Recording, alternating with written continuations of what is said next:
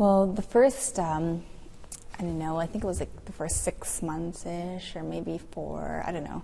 The first little while was amazing. I guess what they call the grooming period. He would take me out to fancy restaurants, and he would pay for everything always. He bought me jewelry, just like showered me with gifts. He gave me his BMW truck right away, and we went looking, we were going to buy a home together. Like, he was just like always taking me places, just spoiling me. So, you know, I guess to like win me over. And then, what was that, I think? Well, right away there was a few red flags that I guess I should have, you know, clued in on looking back. But like he was very controlling. He was texting me all the time, 24/7. Where are you? What are you doing? Who are you with? When are you going to be? Just always questioning me and texting me and calling me. I could never be without him for 5 minutes. He was always there, and he would always want to stay with me. And when we first started dating, I was living with roommates from university, and he said, don't you want to get your own condo? And he moved me away from my roommates.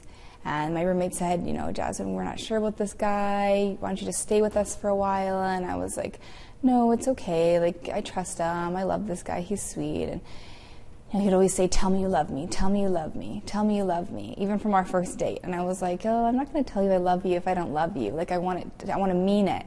And he's like, you do love me. Tell me you love me. Tell me you love me. And so I guess those things I thought were kind of like weird, but I kind of thought like maybe they're kind of quirky at the same time. So I was like, all right, whatever. But then after a little, I don't know the exact timing, but after a little while, he would kind of tell me stories once in a while about times when he had been violent towards somebody. He told me about one time he had a daughter, who was I think like 8 or 9 at the time.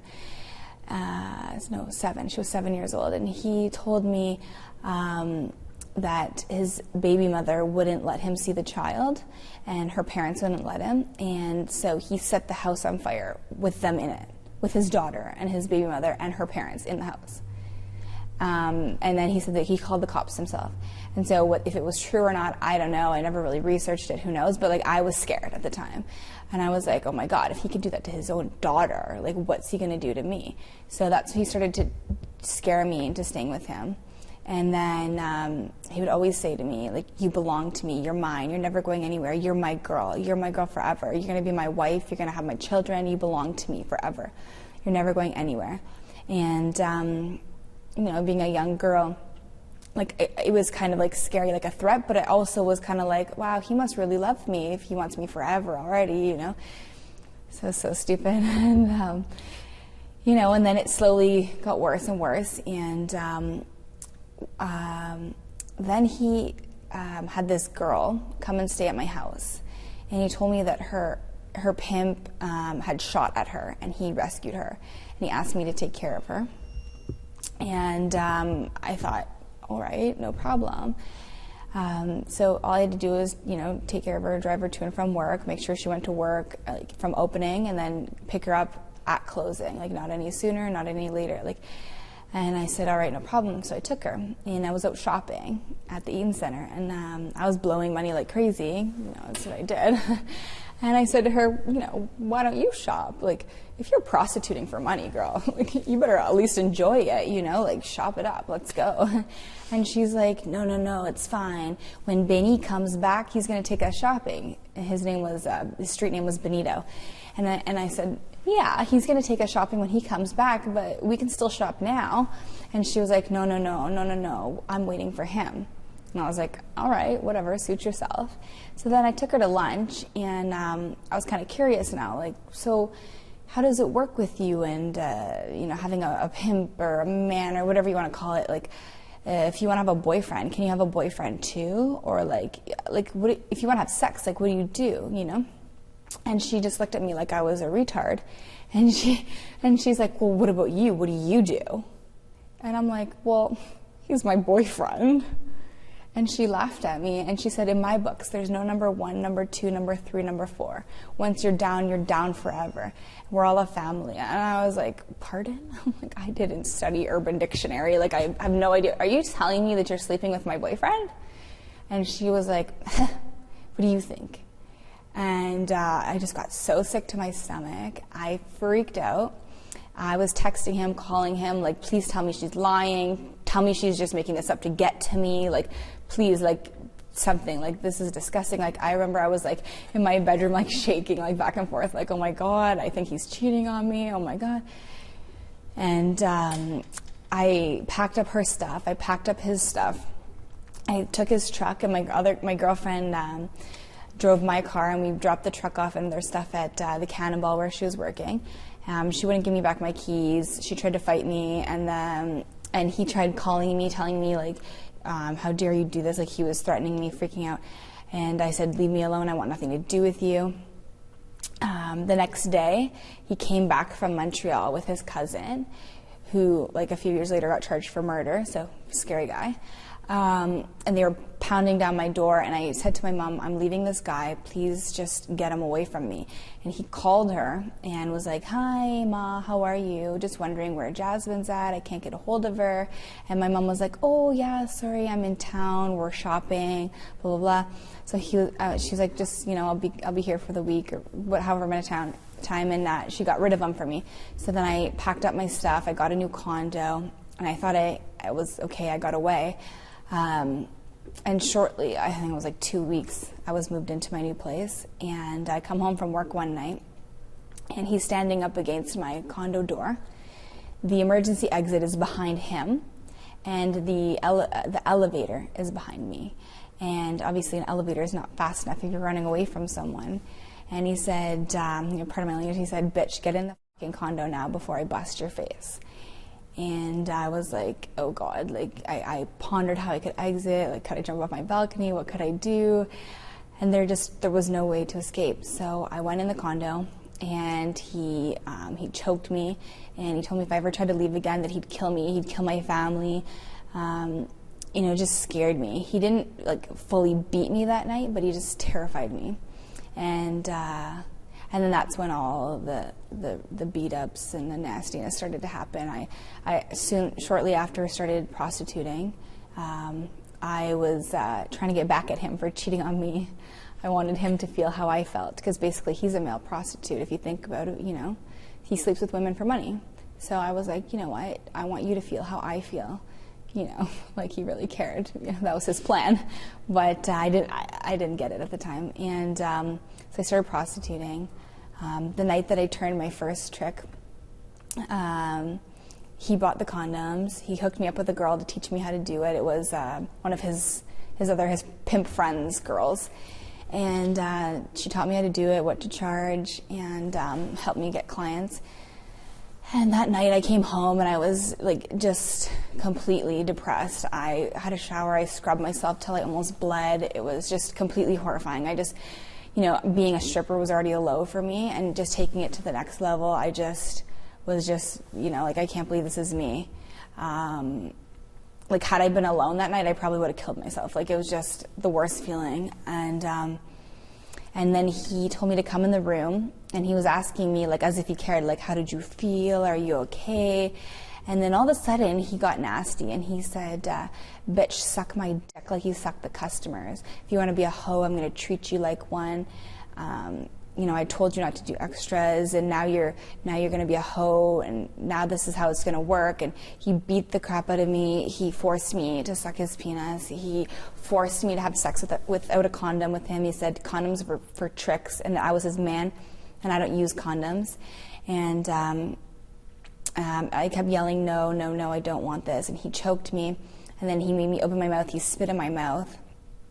It was just like disgusting, horrible. And I guess I just kind of like gave up at that point and just accepted this is my life. This is how it is. There's no getting away from this guy. He's crazy. And then he was telling me, put the money in a drawer. We're saving up for a house for our future. You're going to keep your money in a drawer now. As long as you're doing extras, the money goes in the drawer. And so I would always put my money in a drawer. He put some money in a drawer too of his own. He never gave me a quota, and he never collected from me. Like, in the mornings we would go drive in his car, and he would go house to house and collect from all his girls, and I would just sit in the car. So it wasn't really like that for me. But once in a while, if I would piss him off, get cocky, get lippy, he would say, fuck you, and he would take my money. Sometimes he gave it back because I would be bawling, like, that's my tuition, I need it. Because throughout the whole time, I still went to school, I just drove back and forth. But, the beat-up just got worse and worse. And, by the end of our 3 years together, I calculated he took something like $270,000 from me. I mean, I didn't count, like, what he bought me back, but, like, that was my own money, so, it was crazy. And he would always, he would beat me up and then buy me, like, really expensive stuff. And then, that's kind of how our relationship went up and down like that until the end. Like, basically, I quit doing extras after a few months because I couldn't do it. It just wasn't for me. And I kept dancing, and he told me that he proposed to me in Cuba, actually, on my birthday. He bought me this, like, pawn shop ring. I don't know. I remember saying, I don't think this is 3 months income, sweetheart. You have 10 girls. You tell me they make $3,500 a night. I don't think this follows those rules. But he's like, well, you don't like the ring? And I'm like, oh, yeah, it's great. But I said yes because I was terrified. I remember he put the ring in a glass, like in a drink, and I didn't drink alcohol. And he was like, drink it, and he had somebody filming, and he had all these people gathered, and it was like this big whole spiel. And I saw the ring in the glass, but he asked me, he's like, what would you do if I asked you to marry me? And I was like, I would say no. Like, I don't want to marry you. And I'm like, it's just a matter of time before I leave you. Like, I don't want anything to do with you. And I would say stuff like that to him, and he's like, he would get mad at me. And he actually had the balls to do it. Like, he actually proposed, even though I told him I wasn't going to say yes. He's like, don't you see it? Don't you see it? And I said, what? See what? I don't see anything, And he pulled out the ring, and he got down on his knees, and he gave me this big spiel, like, I'm going to spend the rest of my life with you, blah, blah, blah. And he's like, will you marry me? I almost, like, threw up in my mouth. I was thinking, like, if I say no, what's he going to do to me? Like, he has my passport. We're in Cuba. Pretty sure the police aren't going to help me. I didn't even think to go to the Canadian Embassy. I didn't even know where it was. Like, I was like, oh, God, okay, sure. And then 2 days later, he tattooed himself with an S. And he told me that the S was for me. He's like, look what I got, a tattoo for you. And I said, if you're going to get a tattoo for me, and my name doesn't start with an S, it starts with a J, and my last name is going to be Bernadelle, because that's your last name. I just said yes. It's going to be a B, so why wouldn't you get JB? And he said, because that's my initials, because his name was Joseph Bernadelle. And he's like, I don't want to look like a queer, have my own initials on me. And I was like, all right, well, then you shouldn't have got anything. Like, don't pretend that that's for me when it's not. And his original, like, his first baby mother's name was Stephanie, so I thought it was for her. So I was like, you're an idiot, you think I'm stupid. And he gave me the worst beat up of my life that night over this tattoo fight. My hotel room looked like a murder scene. Like, it was disgusting. And then he made me clean up the blood, and then he raped me. And then he made me stay in the hotel and do my homework the next day and try to avoid people. He told me if I talked to anyone, he'd kill me. I tried to go to the medical clinic because I thought I had broken ribs and a broken nose, but nobody showed up all day long.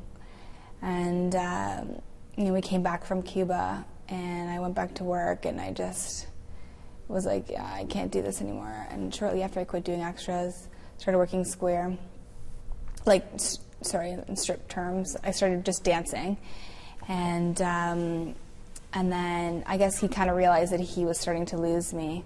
And he forced me to get pregnant. He tried a bunch of times, but I would take Plan B, or I had one miscarriage, it didn't happen. And then finally it worked. I got pregnant, and it was, I think, 2 weeks before I had to pay my tuition to go back in September. I found out when I was pregnant. I told him that I was pregnant. We had a big family dinner. He cooked a big meal, was all excited, and then I said, so I mean, what's going to happen now? I have hardly any money saved up, and I need you to pay my tuition. If I'm going to continue school pregnant, I can't work. And he said, we'll talk about it when I come back. And he ignored me for 2 weeks. So then I just said to him, you know what, I'm done with you. I'm going to figure this out on my own. I want nothing to do with you. This child's mine. It's not yours. Like, just leave me alone. I told my baby brother about it. And I used to talk to my baby brother, like, here and there. Because I didn't think he'd ever go to the cops. I thought he was someone safe, but I needed someone to talk to because I was so depressed, and I didn't want to talk to a counselor. I didn't want to talk to, square people, and obviously I wasn't going to tell my mom, like, hey, so I'm a prostitute, and I have a pimp, and he beats me, and so what do I do, Obviously you can't talk to your mom, and, I didn't talk to my friends because I was embarrassed of my life. I kind of cut off my friends, And so anyway, my brother was borrowing my car that night, and he was at my house, and my ex, like Joseph, broke into my house, and he was drunk, and he said, you're not going anywhere, you're pregnant with my child, that's my child in your stomach, I own you, you're not going anywhere. And he told my brother, like, get out of here, and they got into a fight. My brother said, she told you that she was done, just get lost. And he's like, yo, I'm gonna kill you, blah, blah, blah. And so my ex is like 6'3", 210 pounds, like, he's jacked, he's like, crazy, he's drunk, like, and my brother is a jockey at Woodbine. He's like maybe 115 pounds wet, like, tiny little guy, and he got into like a fight with my ex, and he was trying to protect me. It was so cute, but I felt so, like, I was scared for him. I told him, just go away, Josh, I'll take care of it, don't worry about it, just go. And my brother left, but he went to the police. He pressed charges. The police came the next day and said to me, like, we have Ben in custody. And as soon as they said Ben, I knew that it was my family who did something, because all his girls called him Benny or Benito, or nobody called him Ben, just his family called him Ben, and my family called him Ben. So I was like, oh shit, I'm screwed. Like, here I'm pregnant with this guy's kid. He's gonna kill me. My family called the cops. I need his money. Like, I need him to support me. Like, what am I gonna do?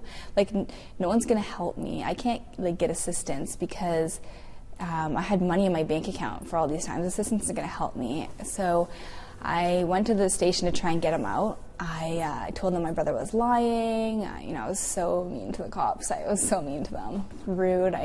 They were like, here's his cell phone. Don't you want to see it? All the messages to the girls. And I was like, I don't care. I already know. Big attitude.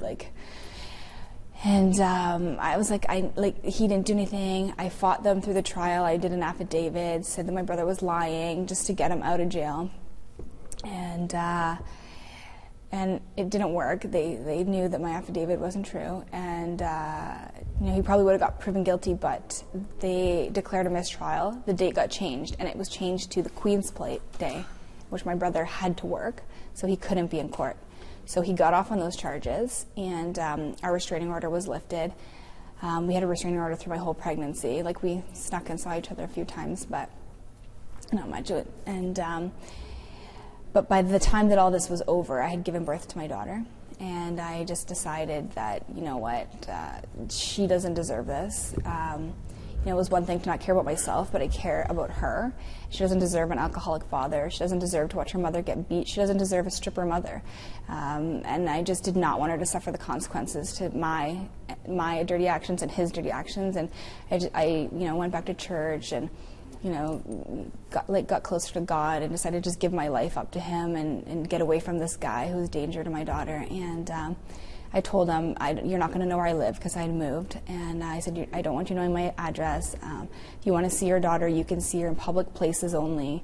You're an alcoholic. You need to seek help if you want to see her. Otherwise, too bad. And I don't want her, driving around with you and other hookers, other strippers, So that's how I kind of got away from him. And then when she was 6 months old, I decided that I just couldn't strip anymore. I stripped right after because I had no money and I needed to take care of her. But I had nothing on a resume, for 2 years. I had a big gap in my resume. Didn't do anything. And I just needed some time to pay off some debt. So that's what I did. I plugged away at paying my debt, and I I finally got in contact with the police officer, the officer who arrested him the very first time and came to my house and tried to get me. It was Detective Tai Chung in New York region. He said, like all along, he would send me emails, text messages, phone calls, just like, hey, how are you? Just checking up. Let me know if you need anything. You know, we started to develop a relationship, and you know, I guess it kind of changed my mindset that, you know, cops aren't pigs, and, you know, maybe they do actually care, and that's why they're doing what they're doing, not they're out to get me. Like, you know, strip clubs, you think, like, they're pigs, they're out to get you, they're customers, they're losers, they don't want to help you, they want to, like, attack you, charge you. So, you know, becoming friends with him, he started to be, like, very genuine, and I just finally said to him, okay, you know what, I've had enough of this. I know you have hookups. I want a normal job. I want to help girls to get out. I want to help girls to get out of the business. I want to help girls to get away from their pimps. You know, he said, all right, sure, no problem. But first you have to give me your statement. You can't help anyone if you don't help yourself. And I really didn't want to give my statement because it's still, you know, my daughter's father. And you know, I guess, like, I still had feelings for him at the time. Not that I wanted to be with him, but I cared about him as a person. You know, he couldn't be all bad because my daughter's perfect. And she's half him, so there had to be some good in there, right? So I held on to that, and I just didn't want to give my statement. But then I was thinking, you know, I know a bunch of girls that are still with him, and I don't want them to go through what I went through. And, you know, that girl, she's somebody's little Bella. Like, that's my baby. And I just kind of looked at them all like those are somebody's daughters, and I'm somebody's daughter, and this isn't how I want my baby to be treated, and I'm sure that their mommies didn't want this for them either. So if I don't put an end to it, they're not going to have the courage to get away probably. So I did it. And, I did it, and I was also kind of hoping that, you know, he would have to get off alcohol, obviously, if you're in jail. Otherwise, he'd be dead. He used to throw up blood all the time. His eyes were yellow. Like, he was really sick. And so he went away, and then I started to heal and realize that, you know, he deserved to be there, that he's suffering the consequences, like minor consequences to his horrendous actions. And, yeah, then I got in touch with Sex Trade 101, started advocating with them, and so I am now married, 2 girls. Live the good life now, the real good life. That's my story.